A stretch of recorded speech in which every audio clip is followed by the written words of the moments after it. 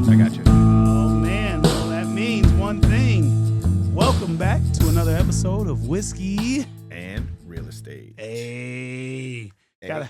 Gotta shout out our and. And Monica, yeah, Where's she at today? she's planning the wedding today. It's her day off today, so she's bundled up at the couch, planning the wedding and setting up our stuff for vacation next week. So Nice. yeah, she's the planner. I'm trying not to freak out because we're going on a vacation next week. And if anyone knows me, I don't vacate. I don't go on vacations. So, But every time you do try to, that's when the calls come in. oh, absolutely. Yep, for sure. And we got a cheers to 2026. I know. It's first episode of 2026. This is crazy. Yes. Oh, We had that's to do so a reintroduction to each other. It's been so long, dude. absolutely. When we go weekly and we see each other and do these shows, we take that shit for granted because literally I haven't seen you basically since Christmas. Yeah. And so, we're going on 25 days and that's absolutely crazy. And, I wanted to bring in my all-time favorite whiskey. And so Woodford Reserve came in today. So Woodford is definitely my top, if not in my top 3 whiskeys. And this is the Double Oak. Double Oak puts it to number 1. Oh, it's so good. Um, Why is this so much better? I had Woodford on one of my flights. I'll talk about where I've been and why we had a little hiatus. But this Double Oak, why is it this good? So it's how it's crafted. So you got your normal Woodford, which is still a single batch coming out of a single barrel. Okay. And it's coming out of a single oak barrel out of Versailles, Kentucky, which will obviously be on our bourbon tour when we go.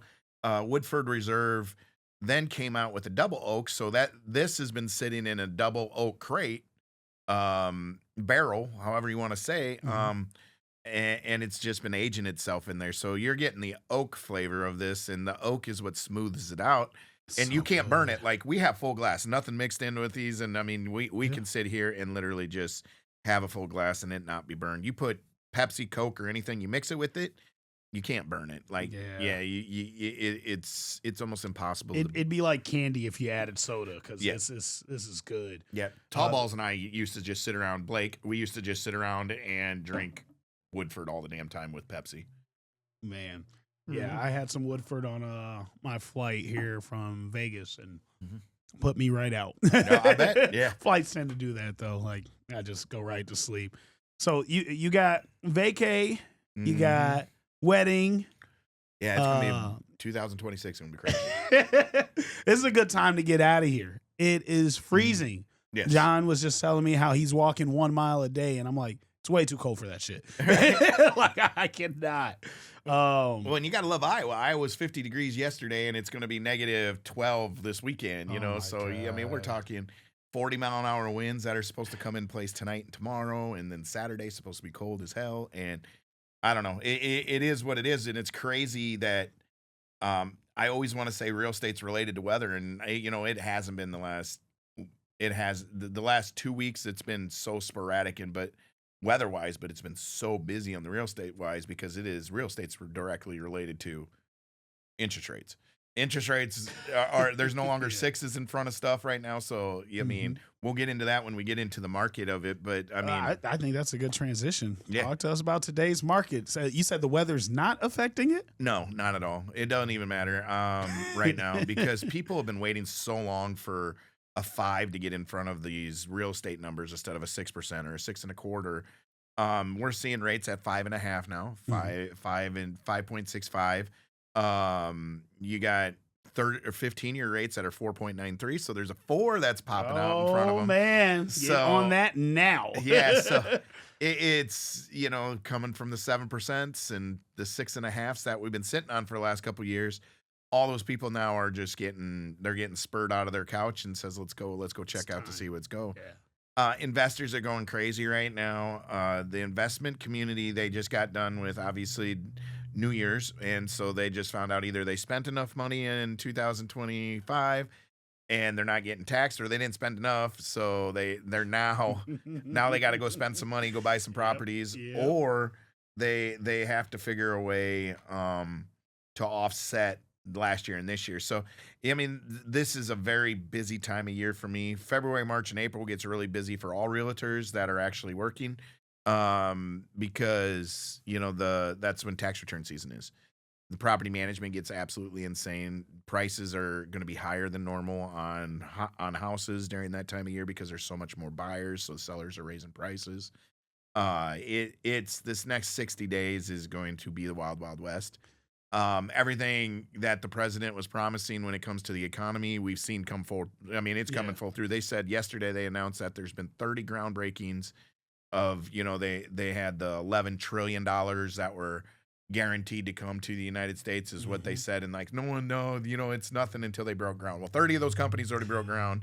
So that's like 1.2 trillion already broke ground. And it's going to take a year to 2 years to see the full effect of that. Yeah. Because these facilities are so huge, but they're all American jobs. So right. Is that in any relation to the tariffs? Well, the tariffs is paying for a lot of stuff right now for us. So right. But also us adding that almost forces more American jobs. Exactly. Right? It forced them to and want to build in it.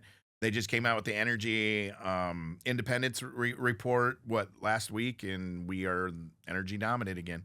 Under the last regime, we were buying our energy out, and all of our costs of electricity and gas and everything went up. Yeah. So now you start to see gas prices are, I filled up today for $2.23. Yeah, I've definitely and I drive the F-150, so I feel gas prices. Yeah. I used to not care, and I still feel like I can't care. You have to get gas. So I just every week you got to fill up. It's usually about $100.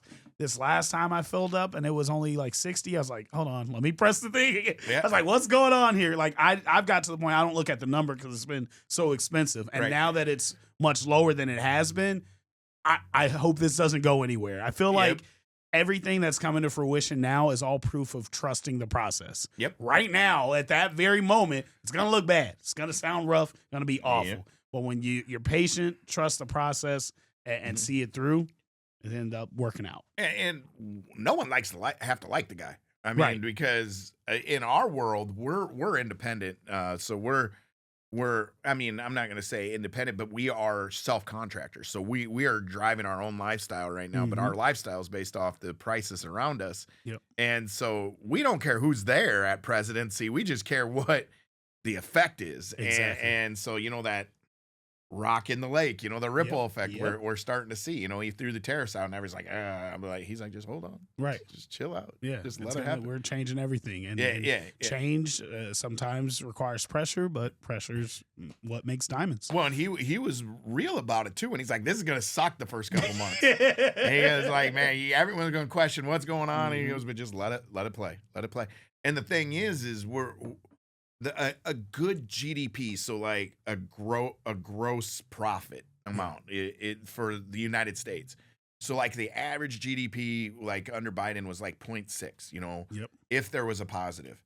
They're predicting like he's going to have like a 6.5 GDP this next quarter, and a 4.6 was this last quarter, which is insane. I mean, that goes back to the Reagan years of presidencies, like in the pretty 80s. much unheard of. The 80s. We're like approaching the 80s years. So 2026 could be absolutely insane for everybody, and you feel it when you're out there showing houses, and you feel it when you're talking to these investors. Because with our company, we manage 400 doors for guys from 16 different states, and I'm telling you, most of the liberal states are the ones that are those are the investors that are buying in here because they like that there's not a lot of red tape in the red states. Yeah. And then when I see the prices that's going out there in California, and so just this last week, I had investors in town from Pennsylvania. So I spent 2 days with the investors out of Pennsylvania. Nice. I spent 2 days with the investors out of New York City. And I'm talking New York. I was with an investor yesterday from Buffalo, New York. We had an investor come in from Dallas, Texas. Shout out Landon. Nice. So working with Landon, and we had an investor come in from San Jose, California, that Austin spent 3 days with, showing properties and everything. So, I mean, we're hitting all angles of the United States, and next month's even crazier. Like, I mean, all these investors like we want to really see what's going on out there. Why is Marion, Iowa, #1 growth per capita and whatnot? Are you guys really the manufacturers of the world or of the U.S.? Absolutely. And then they get out here and they're like, this is insane. Like we take that stuff for granted here, being in Cedar Rapids, Iowa. Yeah. But when it's seeing their faces, and I mean, I usually give about an hour and 45-minute tour of all the corners of what's going on with Cedar Rapids, and we definitely take that for granted here that we live here. Yeah. But all the change and all the growth and all the continuous progression that we've had as a city and surrounding area has just been absolutely insane. But just keeping it real for all of my investors out there that like to watch this. I had an investor come in from California and another one come in. Okay, let me back up. The ones I had come in from New York, are from Staten Island area up there. He lives in a condo. He's talking about his condo that he's got. In that condo, I'm like, so what's something that like that run? And here I am showing him all these properties we have out here. And I walked him through a $210,000 condo. Mm-hmm. He goes, this is almost exactly like my condo. And I go, what? He goes, that's $1.3 million out in Staten And how much was it here? 205. Oh, man. Yeah, 205,000. He's like, I literally could move my family out here and save myself $800,000, and I could buy like 5-6 properties just with the difference, and generate a second income, and it's like that's insane to think about.